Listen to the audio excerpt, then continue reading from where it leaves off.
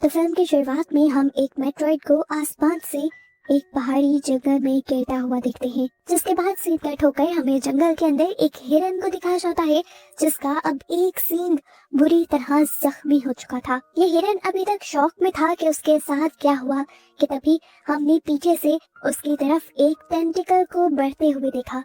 उस टेंटिकल के ऊपर छोटे छोटे और भी कई टेंटिकल थे जो हिरन के ऊपर हमला कर देते हैं और उसे मार देते हैं। और असल में यहाँ हमें रिवील होता है कि जो मेट्रॉइड आकर नीचे गिरा था उसके साथ कोई एलियन जमीन पर आ गया था। अब सीन कट होता है और हमें एक कपल रूथ और हैरी को उसी पहाड़ों वाले जंगलों की तरफ बढ़ता हुआ दिखाया जाता है। रास्ते में ये लोग रुक कर लंच करते हैं और ये नोटिस करते हैं जो वेटर बच्चा था वो काफी घबराया हुआ था। वो उनसे सवाल करता है कि क्या आप लोगों ने भी मेट्रॉइड को नीचे गिरते हुए देखा है।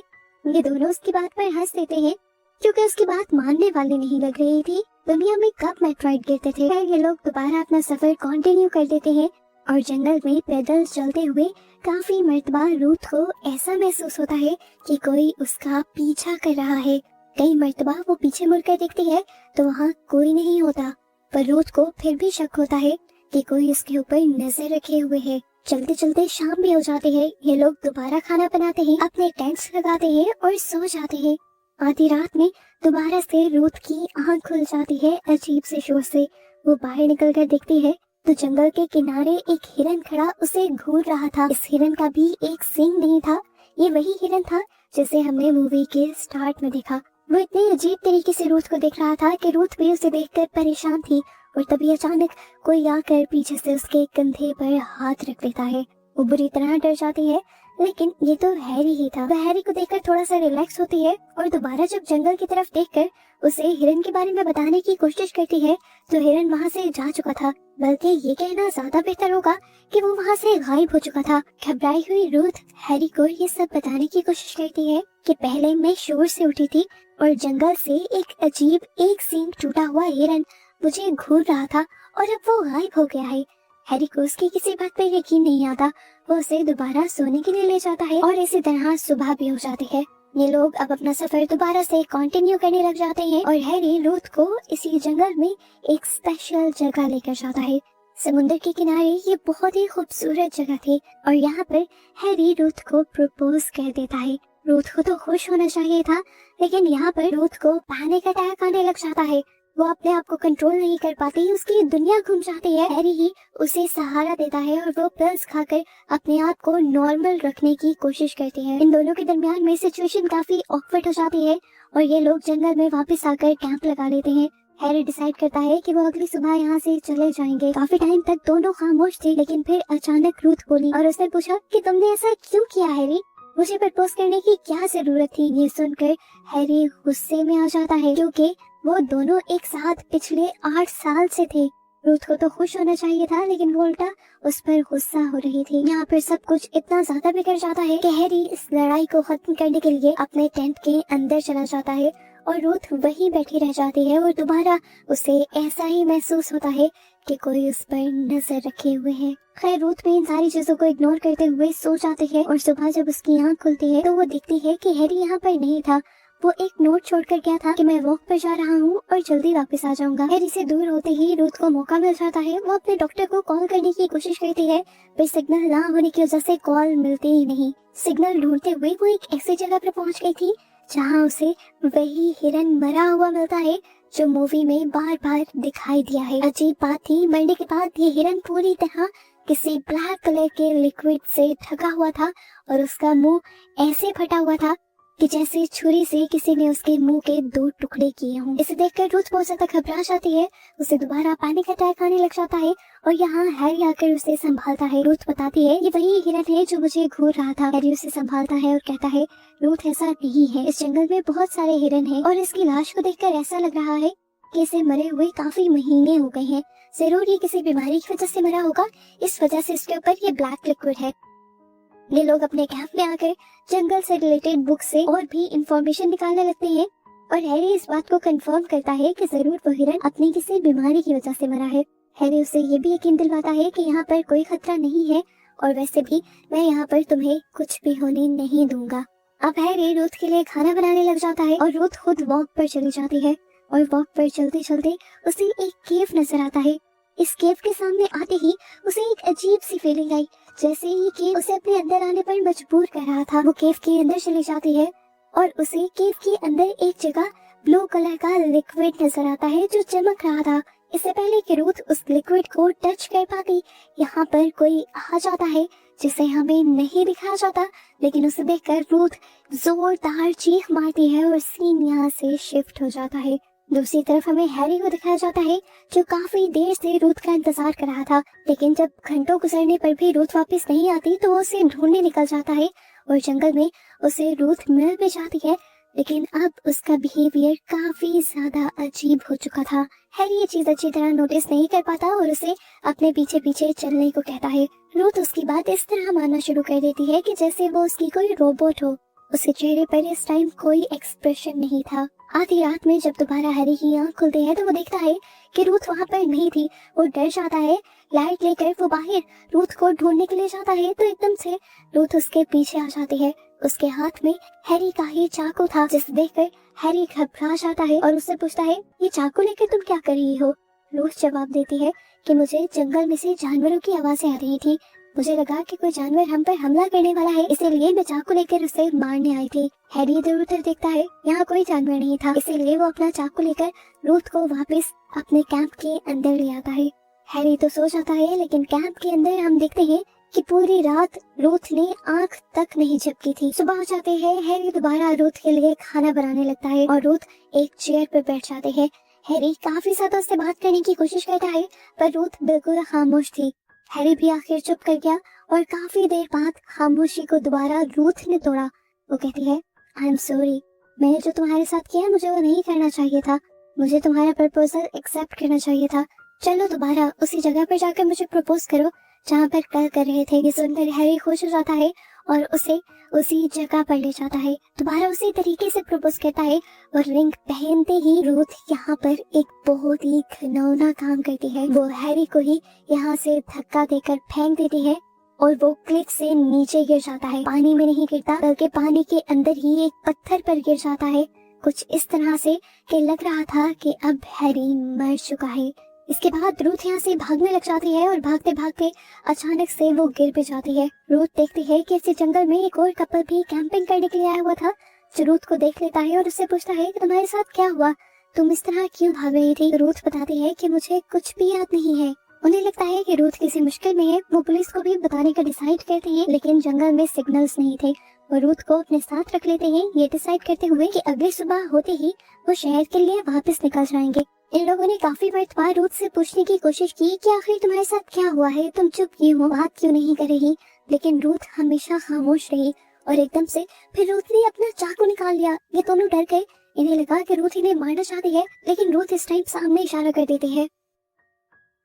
वहाँ हम देखते हैं कि हैरी आया था और वो इस तरह चलते हुए आ रहा था कि जैसे उसके साथ कुछ हुआ ही ना हो। मरना तो दूर की बात, उसके जिस्म पर एक खराश का निशान भी नहीं था। आखिर जब ये लोग भी हैरी को देख लेते हैं तो रूथ डर कर यहाँ से भाग जाते हैं और जो लड़का रूथ की मदद कर रहा था वो हैरी को रोकने के लिए उसके करीब जाता है, लेकिन हैरी अपने फिंगर में से एक चाकू निकालते हुए उसका हाथ काट देता है और उसके बाद उसे बुरी तरह काट भी देता है। उस आदमी की वाइफ भी डर कर रूथ के पीछे भागने लग जाती है और हैरी अब आराम से चलते हुए उनके पीछे आ जाता है। वो अब इस आदमी की वाइफ को मारने वाला था। रूथ जानती थी कि वो निकलकर उसे बचा सकती है। वो उसे बचाने के लिए बाहर निकलती भी है, लेकिन हैरी तो उसकी एक बात नहीं सुनता, बल्कि अपने हाथ वाले चाकू से पहले उसके मुंह के 2 टुकड़े करता है और फिर उसे मार डालता है। जिसके बाद वो उसी चाकू को पॉइंट कर देता है रूथ के ऊपर और उससे पूछता है कि तुम्हें मेरी सच्चाई कैसे पता चली। और यहाँ पर ट्विस्ट ये रिवील होता है कि इस टाइम रूथ के सामने जो हैरी खड़ा था वो असल में इंसान नहीं था, बल्कि एक एलियन बन चुका था। कब, कैसे, किस तरह, इन सारे सवालों के जवाब रूथ उस एलियन के साथ साथ हमें भी देती है। वो बताते हैं कि जब मैं वॉक करने के लिए निकली थी तो मुझे एक केव नजर आया जिसके अंदर एक ब्लू कलर का लिक्विड था। उसी केव के अंदर अचानक मेरी नजर पड़ी हैरी की बॉडी पर। उसका भी वही हाल था जो उससे पिछले दिन उस हिरन का हुआ था और उसी टाइम मैं समझ गई कि जरूर तुम इंसान नहीं हो, कोई और एंटिटी हो जो पहले हिरन का भेस लेकर मुझ पर नजर रख रहे थे और फिर तुमने हैरी को मारकर मुझ पर नजर रखना शुरू कर दी। असल में यहाँ पर जो एलियन है वो किसी का भी रूप ले सकता है, उसकी मेमोरी और फीलिंग्स के साथ साथ। अब रूथ उसे सोच में डूबा हुआ देखते हुए यहाँ से भाग जाती है। उसे बिल्कुल नहीं समझ आ रही थी कि वो क्या करे। उसे अब दोबारा से पैनिक अटैक्स आने लगे थे, जिसके लिए वो पिल्स भी लेती है। यहाँ पर आकर वो दोबारा वही चीजें सोचती है जो उसने उस एलियन हैरी की सच्चाई जानने के बाद की थी। केव से आने के बाद वो इसीलिए एक्सप्रेशनलेस थी क्योंकि वो बहुत ज्यादा डर रही थी। रात में जब उसके पास चाकू था, उसने हैरी को मारने के लिए ही उठाया था, पर वो हैरी को मार नहीं पाई थी। हैरी के साथ जब वो पूरी रात टेंट में थी, इसीलिए उसने 1 मिनट के लिए भी आंख नहीं झपकी, क्योंकि उसे लग रहा था कि हैरी की रूट में ये जो कोई भी है वो उसे नुकसान पहुंचा देगा। जिसके बाद उसने अगली सुबह उसे मारने का प्लान बनाया और उसी प्लान के लिए वो उसे प्रपोज करने के बहाने क्लिफ पर ले गई और उसने हैरी को क्लिफ से नीचे गिरा दिया। लेकिन ये हैरी था ही नहीं, इंसान होता तो मरता ना, वो तो एलियन था। दोबारा से जिंदा होकर उसके पीछे पड़ गया। यहाँ हमें एलियन साइड की कहानी पता चलती है कि असल में ये एलियंस हर प्लैनेट पर जाते हैं। जो प्लैनेट इन्हें अपने लोगों के रहने के लिए सूटेबल लगता है, वहाँ पर ये अपनी कॉलोनीज को बुला लेते हैं और उन्हीं प्लैनेट्स पर रहने लग जाते हैं। अर्थ पर भी ये एलियन यही देखने के लिए आया था कि क्या ये प्लैनेट उन एलियंस के रहने के लिए सेफ है या नहीं। इस प्लैनेट पर आते ही उसने इस प्लैनेट के ऑर्गेनिजम्स का रूप लेना शुरू कर दिया और उनके बारे में जानना शुरू कर दिया। लेकिन एक अजीब चीज जो उसने जिंदगी में पहली मर्तबा एक्सपीरियंस की थी वो ये थी कि इस प्लैनेट पर लव नाम का एक इमोशन था जो पहले उसने कभी एक्सपीरियंस नहीं किया था। क्योंकि उसने हैरी के सारे इमोशंस अपने अंदर एब्सॉर्ब कर लिए थे, इसीलिए उसे अब रूथ से प्यार भी था। इसीलिए तो वो रूथ को मार नहीं पाया था। रूथ अपने आप को बचाने के लिए उसके ऊपर काफी हमले भी करती है, लेकिन ये एलियन उसे कुछ भी नहीं कहता, अपने आप को बार बार हील करता रहता है। वो सिर्फ इतना चाहता है कि इस टाइम रूथ उससे प्यार से पेश आए ताकि वो इस फीलिंग को और अच्छे से एंजॉय कर पाए। वो इसी तरह अपनी प्यारी बातों में बहला फुसला कर रूथ को यहाँ से दूर ले जाता है। वो अपनी एलियन शिप उसे दिखाता है और कहता है, चलो तुम मेरे साथ चलो, अभी कुछ देर में मेरे जैसे और भी कई एलियंस यहाँ पर आ जाएंगे और आते ही इस दुनिया के सभी इंसानों को मार देंगे और अपना कब्जा जमा लेंगे। लेकिन मैं नहीं चाहता कि तुम मरो, इसलिए तुम मेरे साथ मेरे प्लैनेट पर चलोगी। रूथ उसकी बातों से तंग आ चुकी थी। वो उसकी बातों पर ध्यान नहीं दे रही थी। उसका सारा ध्यान इस टाइम पानी पर था जहाँ एक शार्क थी। उसके दिमाग में एक प्लान आता है, इसीलिए वो जल्दी से अपना चाकू एलियन की बॉडी में स्टैब कर कर पानी में भाग आती है। यहाँ एलियन की बॉडी से खून निकलने लगता है और खून की स्मेल सुनकर शार्क फौरन से उसे पकड़ लेती है और मौका पाते ही रूथ जंगल की तरफ भाग जाते हैं।